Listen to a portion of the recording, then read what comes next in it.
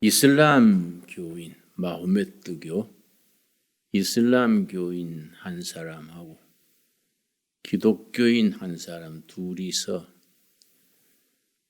여행길에 만나서 터벅터벅 걸어서 인도에서 이제 걸어가고 있었습니다. 갈림길에 가서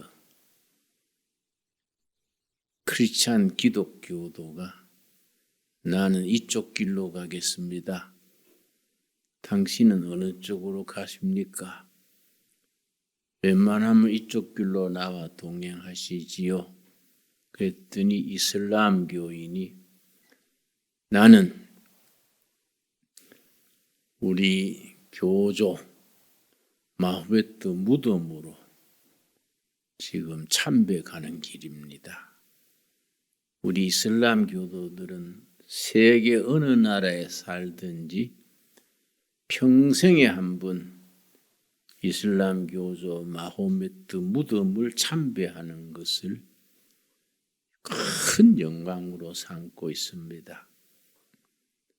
당신도 나와 같이 가서 마호메트 교주 무덤에 참배하러 가지 않겠습니까?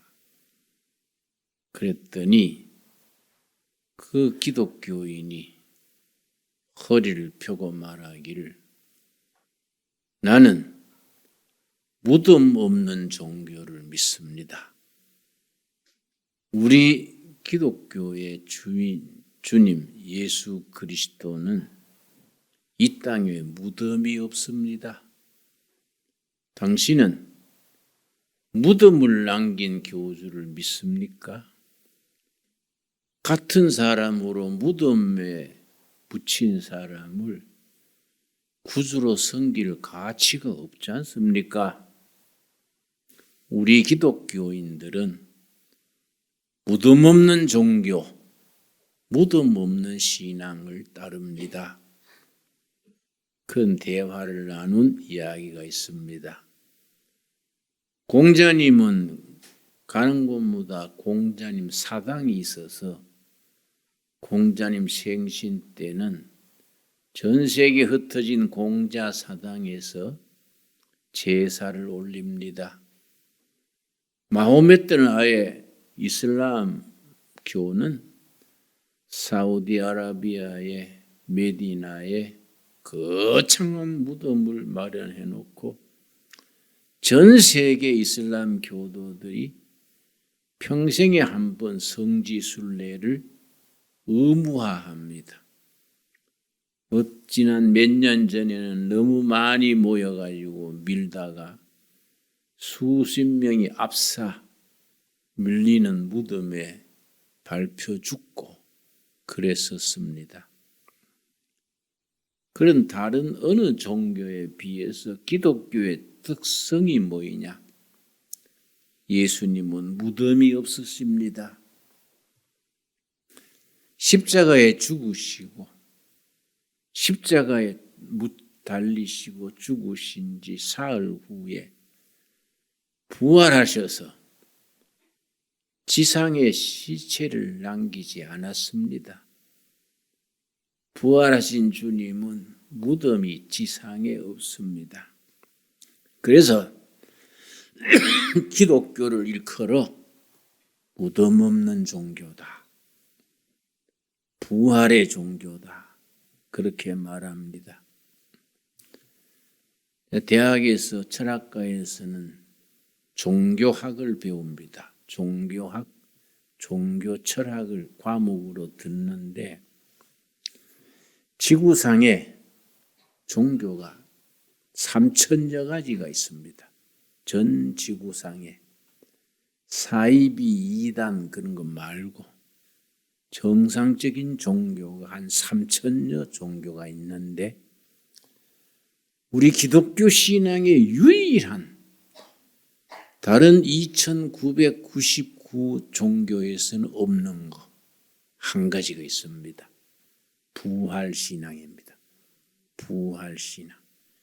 기독교가 가지는 특별한 신앙의 내용입니다. 이거는 사람의 머리에서 나온 게 아니고 하나님이 인류를 구원하시기 위해서 하나님이 역사하신 부활신앙입니다. 그래서 계시신앙, 은혜 종교 그렇게 말합니다. 왜 계시신앙이라고 그러느냐? 사람의 머리에서 나올 수 없는 구원의 길, 하나님이 구원의 길을 만들어서 사람들로 믿고 구원받게 하신 길이기 때문에 계시신앙. 값없이 믿는 자는 다 구원에 참여하게 하셨기 때문에 은혜 종교 그렇게 부릅니다. 오늘 2022년도 부활신앙을 맞으면서 부활주의를 맞으면서 부활하신 예수님을 정말 우리가 순수하고 소박한 마음으로 다시 부활하신 예수님을 마음 깊이 모실 수 있게 되기 바랍니다. 오늘 본문 말씀 28장 1절 마태복음 28장 1절 안식일이 다 지나고 안식 후 첫날, 여기 안식일은 유대인의 안식이기 때문에 토요일입니다. 토요일이 구약시대에는 안식일입니다. 그런데 안식일 지난 후 첫날, 그러니까 일요일이지요. 주일이지요. 주일 새벽에 예수님이 부활하셨기 때문에 금요일 예수님이 십자가에 죽으신 날, 성금요일로 우리가 예배를 드립니다. 사흘 지난 주일 새벽에 이제 부활하신 날을 주일로 우리가 지킵니다. 본래 선데이, 주일은 로마에서 태양신을 섬기던 날이 선데이입니다. 달신을 섬기던 날은 먼데이. 태양신, 그래서 로마 황제가 태양신의 아들이다. 이래서 태양신 섬기는 날 선데이에 이제 태양신의 후예인 로마 황제를 제사 드리던 날입니다. 그런데 유독 크리스찬들은 로마 황제를 태양신의 아들로 섬기는 그날을 부인하고 아니다, 썬데이가 아니다, 주일이다, 주일.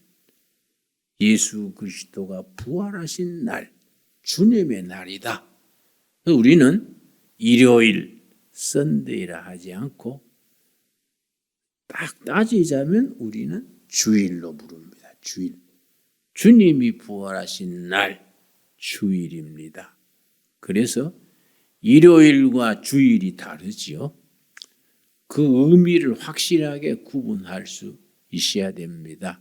그러나 우리가 뭐 평소에 자유롭게 주일 하다가 또 일요일 하다가 쉽게 부릅니다마는 우리가 신앙적으로 따지자면 썬데이, 일요일은 태양신 섬기던 로마의 전통이니까 우리하고는 관계가 없지요. 그리고 기독교인들이 당시에 얼마나 무엄했겠습니까?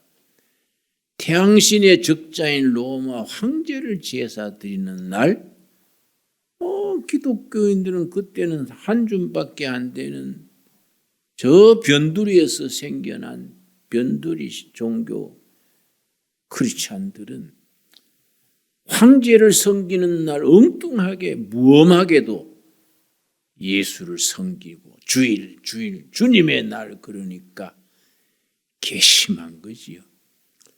그래서 몇 차례나 박해가 아주 지나갔습니다. 그 박해를 꿋꿋이 이기고 오히려 박해 중에서 부흥해서 AD 313년에 기독교가 로마 제국에서 공인되게 됐지요. 예수를 이제 마음껏 믿어라. 그런데 그 전에 AD 312년에 아주 참 영적이면서 정치적인 큰 사건이 있었습니다. 헬렌이라는 예수 잘 믿는 아가씨가 귀족 집안에 시집을 갔습니다. 이름이 헬렌이요. 그런데 귀족 집안에서 왜 예수 믿는 처녀 헬렌을 며느리로 삼았느냐? 로마 시대에는 성윤리가 너무 타락했습니다. 동성애는 일상화되고 정절 개념이 전혀 없었습니다.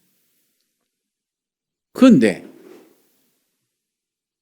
예수 믿는 아가씨들은 순결한 거예요. 예수 믿는 처녀들은 절대 성적인 걸 딱 지키는 거지요. 그래서 귀족 집안에서 혈통의 순수성을 지키기 위해서 예수 믿는 아가씨를 며느리로 삼은 거예요. 그건 이제 정부에서 막 예수 믿는 사람 박해를 해도 귀족 집안은 이제 세력이 있으니까 자기 며느리를 보호할 수 있었던 거지요.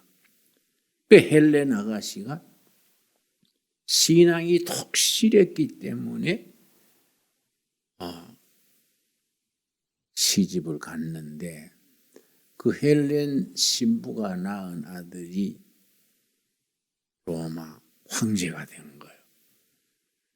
그런데 로마 황제가 되기 전에 두 가문이 큰 전쟁이 벌어졌습니다. 어느 쪽이 권력을 잡느냐. 로마 전국이 두 패로 갈라져 가지고 전쟁을 해서 이기는 쪽이 로마 황제가 되는데 그 헬렌의 아들 황제 후보자가 굉장히 세력이 약했습니다. 상대방에 비해서 절반도 안 됐어요. 그 사람들이 생각에 헬렌 아들에 반대되는 쪽이 당연히 이기겠지 생각을 했는데 헬렌의 아들이 전쟁을 앞두고 그 전날 밤에 꿈을 꿨어요. 꿈에 큰 깃발이 나오고 깃발에 십자가가 붉은 십자가가 딱 그려져 있는 거예요. 그 깃발을 흔들고 전진했더니 전쟁에 승리하는 꿈을 꾼 거예요. 꿈 깨고 나니까 너무 생생한 거지요, 꿈이. 보통 꿈이 아닌 거예요.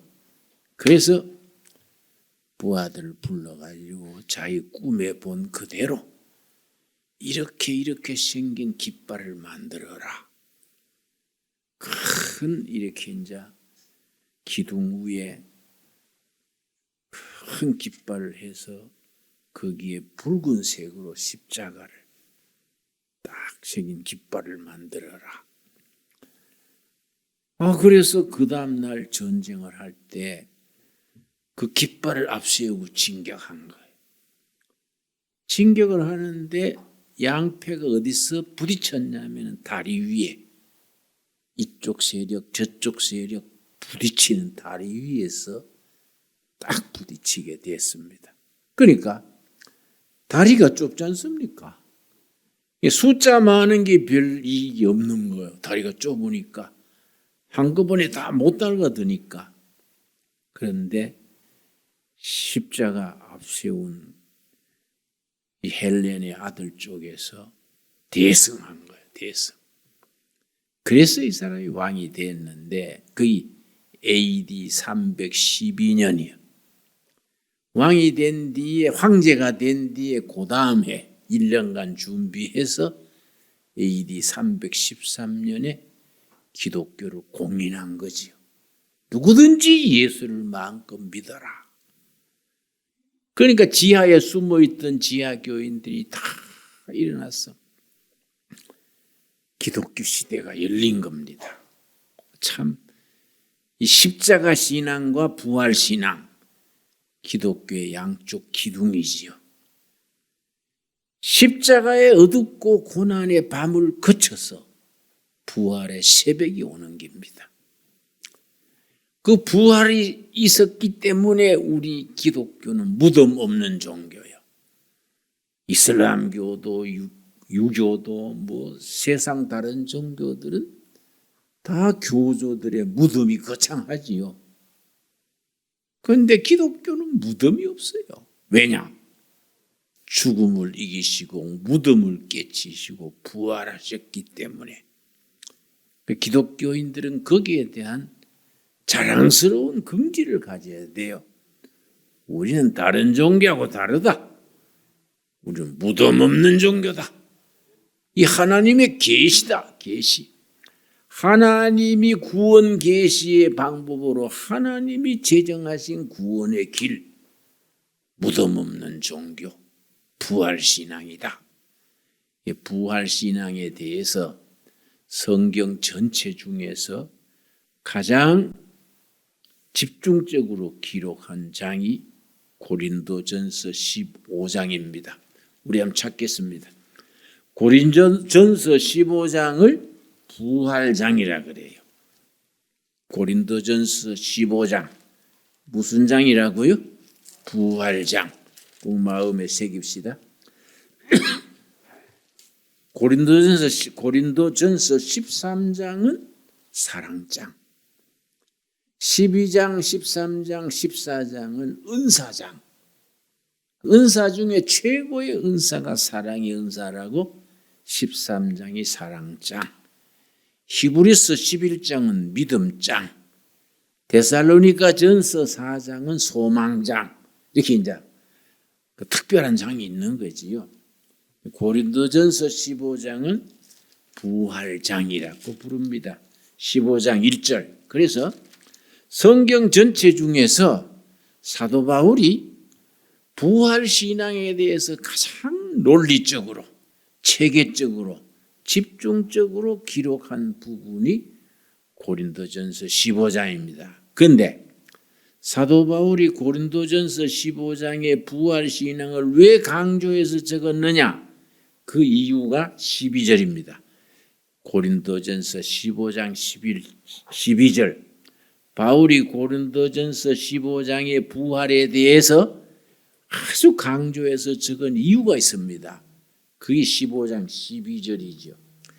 그리스도께서 죽은 자 가운데서 다시 살아나셨다 전파되었거늘 너희 중에서 어떤 사람들은 어찌하여 죽은 자 가운데서 부활이 없다 하느냐? 고린도 교회는 사도 바울이 직접 세운 교회인데 고린도 교회 교인 중에 교회 다니면서 부활을 부인한 사람이 있었어요. 부활 그거는 예를 들어 그런 거지 실제 있었을까? 부활은 비유로 그런 거예요. 이런 사람이 있었던 거예요.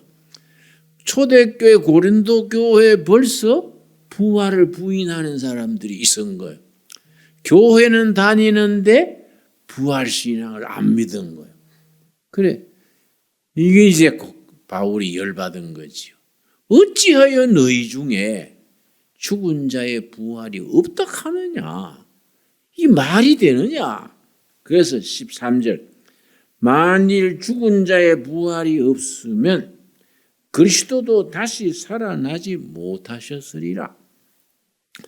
부활신앙을 부인하는 사람은 예수님의 부활을 부인하기 때문에. 왜냐?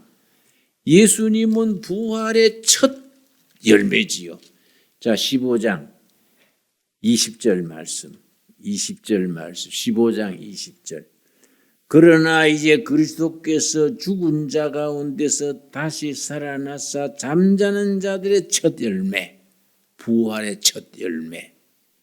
21절. 사망이 한 사람으로 말미암았으니 죽음이 한 사람 때문에 시작됐다. 그 사람이 누굴까요? 아담이죠. 아담. 아담에서 죽음이 시작됐는데 죽은 자의 부활도 한 사람으로 말미암는도다. 아담 때문에 죽음이 시작됐고 또 한 사람으로 부활이 시작됐다. 그게 누굽니까? 예수님이다. 그래서 22절 아담 안에서 모든 사람이 죽은 것 같이 그리스도 안에서 모든 사람이 삶을 얻으리라. 아담은 죽음의 첫 열매, 예수님은 부활의 첫 열매. 그래서 부활하신 예수님을 믿는 우리는 다 부활 신앙을 이어가는 거예요. 그래서 23절에 모두가 부활에 참여하는 걸 뭐라고 했냐 하면은 23절 그러나 각각 자기 차례대로 되리니 부활의 차례가 있다. 부활의 첫 열매는 예수님, 그 다음에 베드로, 요한, 야고보 쭉 순서가 내려가는 겁니다. 차례대로 되리니 먼저는 첫 열매인 그리스도요. 첫 번째 부활은 예수님이고 다음에는 그가 강림하실 때에 그리스도에게 속한 자요. 부활 신앙을 가지고 죽었던 사람 두 번째.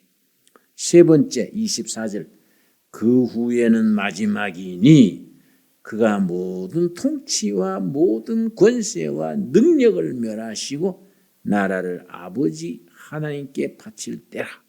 마지막에 살아있는 우리도 예수님이 부활신앙을 이어받아서 우리도 전부 부활에 참여한다.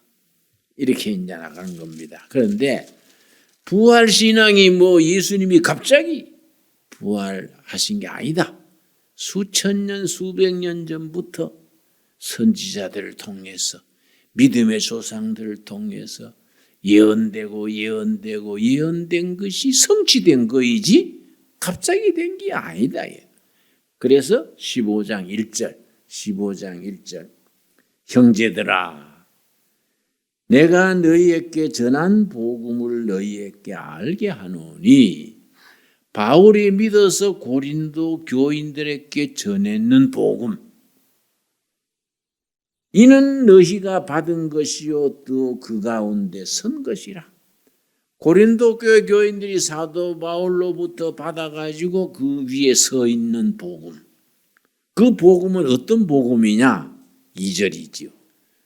사도 바울은 그 당대 최고 학문을 받아서 배웠기 때문에 그때 지식인들은 레토릭이라는 학과를 꼭 공부해서 레토릭, 수사학, 요즘 말하면 논리학 같은 거죠.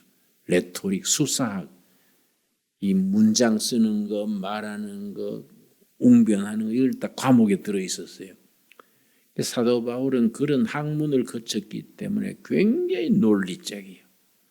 아주 참 논리적으로 전개했는데 2절 너희가 만일 내가 전한 그 말을 굳게 지키고 헛되이 믿지 아니하였으면 그로 말미암아 구원을 얻으리라. 구원에 이르게 하는 믿음. 구원에 이르게 하는 믿음. 그건 사도 바울이 받아가지고 고린도 교인들한테 전한 긴데 그 믿음을 가지면 구원을 받는 거예요. 그러면 그 구원을 받는 믿음의 내용이 뭐냐? 3절 4절이 딱 압축해서 성경 전체 신앙을 줄여서 딱 두 구절 속에 담은 거예요. 고린도전서 15장 3절 4절이 복음의 엑기스예요. 딱 줄인 겁니다.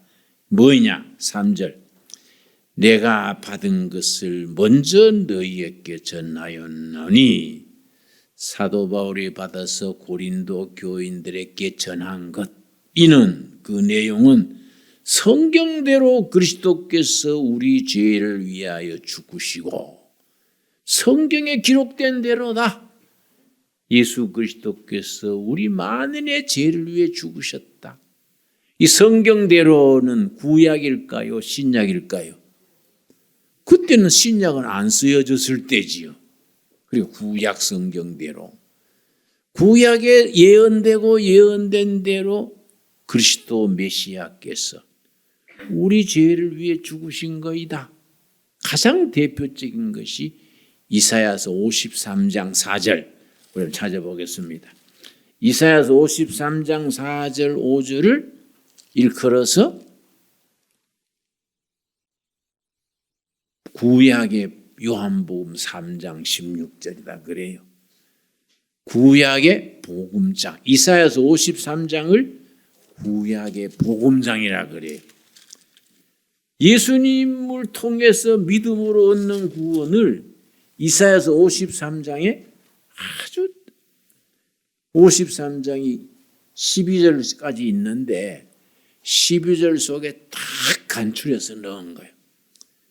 그래서 구약의 복음장 그렇게 부르는 겁니다. 4절 53장 4절 그는 실로 우리의 질고를 지고 질병과 고통 우리의 슬픔을 당하였거늘 우리는 생각하기를 그는 징벌을 받아 하나님께 맞으며 고난을 당한다 하였노라.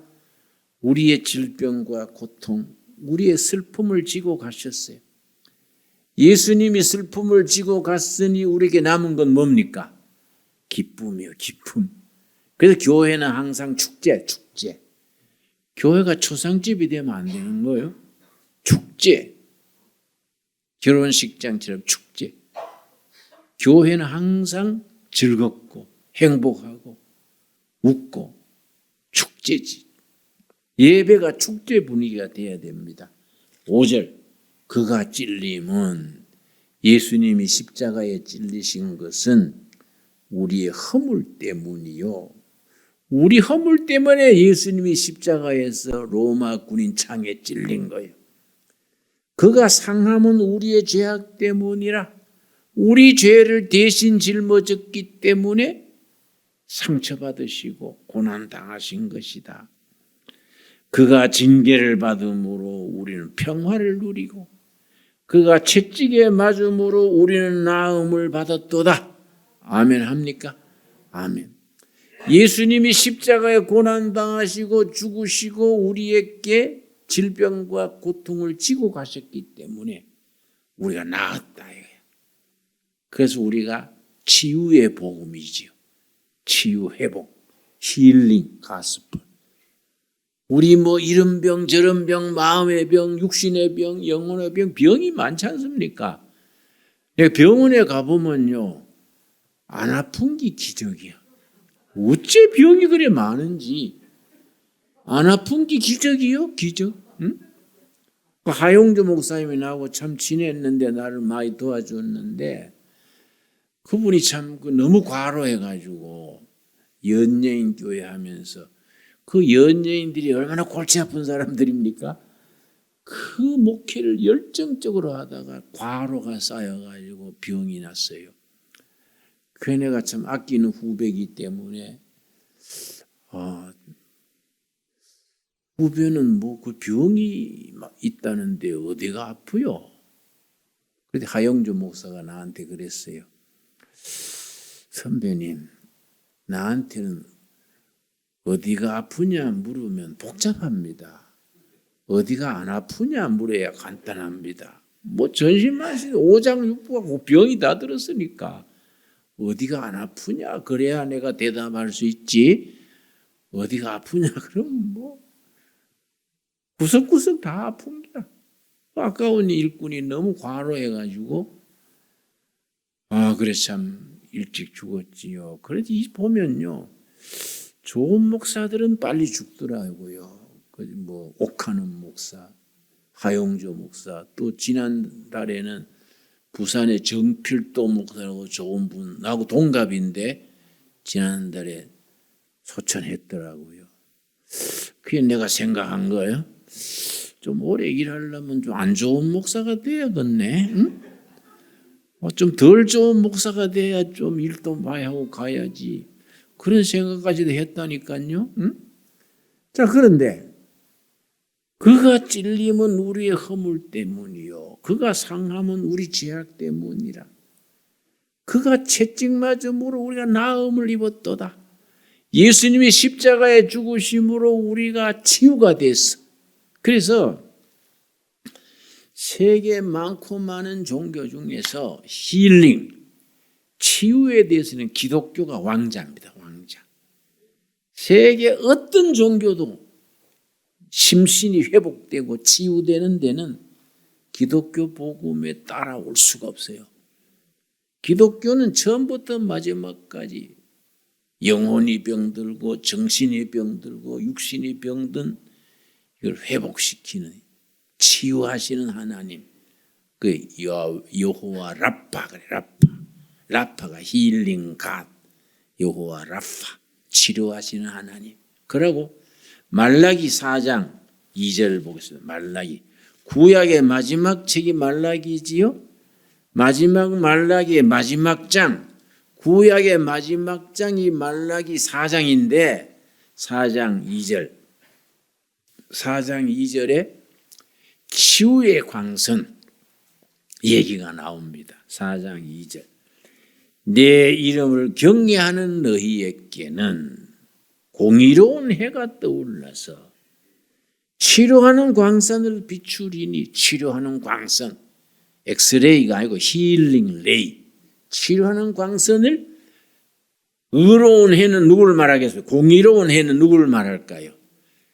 그리스도를 말해요. 예수 그리스도, 부활의 주인 되시는 예수님이 공의로운 해가 되어서 치료 광선을, 엑스레이가 아니고 치료의 광선을, 힐링 레이를 발산하는 거예요. 그 광선을 받으면 회복되는 거예요. 그래서 기독교는 치유의 복음, 회복의 복음입니다. 그래서 열심히 부르짖어 기도함으로 치유의 역사가 우리 가운데 임하게 되기 바랍니다. 4장 2절 우리 한번 같이 읽겠습니다. 내 이름을 경외하는 너희에게는 공의로운 해가 떠올라서 치료하는 광선을 비추리니 너희가 나가서 외양간에서 나온 송아지같이 뛰리라. 아멘 하시지요? 외양간에 나온 송아지가 아침에 펄떡펄떡 우리 뛰는 걸 우리는 시골에서 자라면서 봤지요. 그렇게 예수님으로부터 치유의 광선이 임해가지고 기뻐 뛰는 것, 송아지같이 뛴다는 겁니다. 자, 고린도전서 15장 한 절만 더 읽겠습니다. 그래서 그 사람들이 부활신앙을 못 믿겠다는 거예요. 말이 안 되지 않냐. 죽으면 끝나지. 그거 뭐 또 다음에 살아나냐. 그래서 사도 바울이 명석한 논리로 부활을 논증하기를 15장 35절, 고린도전서 15장 35절, 누가 묻기를 죽은 자들이 어떻게 다시 살아나며 어떠한 몸으로 오느냐 하리니, 어리석은 자여, 너가 뿌리는 씨가 죽지 않으면 살아나지 못하겠고, 너가 뿌리는 것은 장래의 형체를 뿌리는 것이 아니요 다만 밀이나 다른 것의 알맹이 뿐이로되, 하나님이 그 뜻대로 그에게 형체를 주시되 각 종자에게 그 형체를 주시느니라. 왜 죽은 뒤에 다시 사는 걸 왜 못 믿느냐? 생각해봐라. 밀을 뿌리지 않냐? 근데 밀이 나냐? 밀풀이 난다. 콩을 뿌렸는데 콩이 나냐? 콩은 죽고, 땅 속에서 콩은 죽고, 콩 잎이 나. 나무가 난다. 콩풀이 난다. 그거 생각해봐라. 그거 왜 부활을 왜 못 믿느냐? 밀을 뿌렸는데 밀은 죽고 땅에서 죽고 이삭이 나지 않냐? 콩을 뿌렸는데 콩은 땅 속에 죽고 콩풀이 나지 않냐? 마찬가지다. 우리 부활신앙을 가진 우리는 육신이 죽지만은 부활신앙의 영생을 참 누리는 거다. 말씀을 아멘으로 받을 수 있게 되기 바랍니다. 기도하겠습니다. 하나님 감사합니다. 오늘 또 부활신앙으로 우리를 지켜주시고 담대하게 하시고 부활신앙으로 세상에서 승리하는 우리들이 되게 하여 주시옵소서. 예수님 이름 받들어 기도드렸사옵나이다. 아멘.